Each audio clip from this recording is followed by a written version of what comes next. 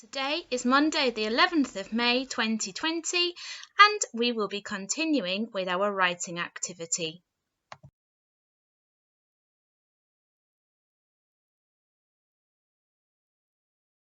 Let's remind ourselves of the 4 Mayflower steps to success that we would like you to do every day. TT Rockstars, Spelling Shed, Letter Join and Bud Club.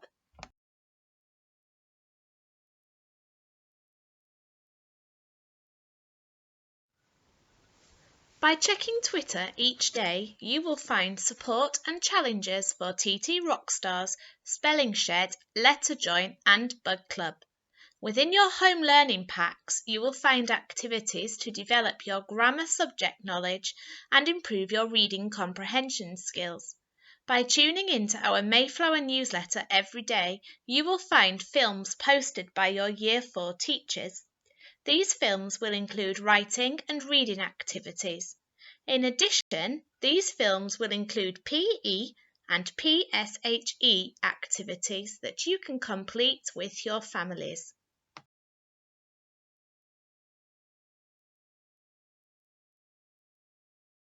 Today we will be continuing to write our version of the story Flotsam by David Wiesner. Last week we drew our text maps and we began to write the beginning part of our retelling. Now we need to start to write the middle of the story. Let's remind ourselves of the story mountain.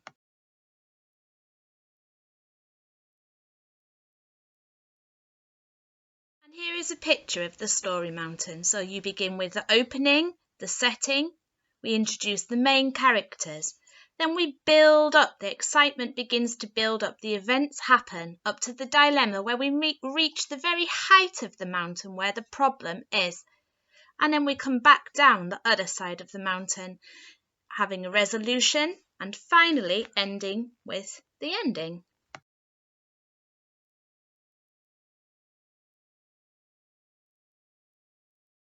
Let's break it down into small steps. Step 1. We read the story and then we retold the story in the correct sequence using illustrations.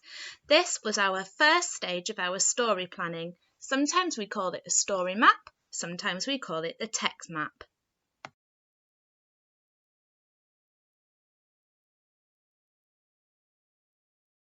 Step 2. We used the text map to help us to create the setting, the very beginning of our story. I'll now read you my modelled right. Flotsam. Quietly and undisturbed, Max dug deeper and deeper into the glistening, sandy, deserted beach. Grandad was asleep. Grandma was reading. There was no one else around. Max sighed. He felt like he had been digging this hole for years. Out of his right eye he caught a sudden movement. It was a strange, crusty beetle with obscure markings on its shell. Max took out his enormously oversized magnifying glass and had a close look at this unusual creature. He would certainly add this to his collection of flotsam, flotsam being anything that flew.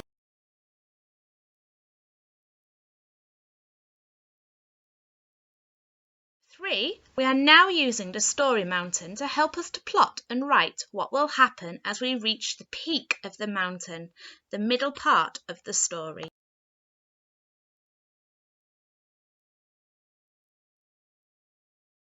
Here is my modelled right for the middle of the story. Look out for speech marks, fronted adverbials, expanded noun phrases, exclamation marks and question marks.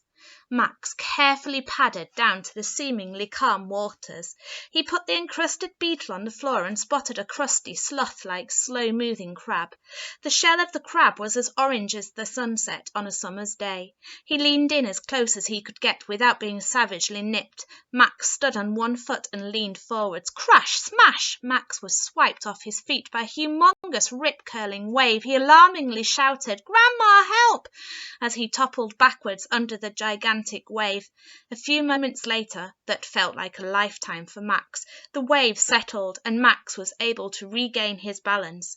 What was that floating just in front of him? He gingerly stretched forward and there it was, a box.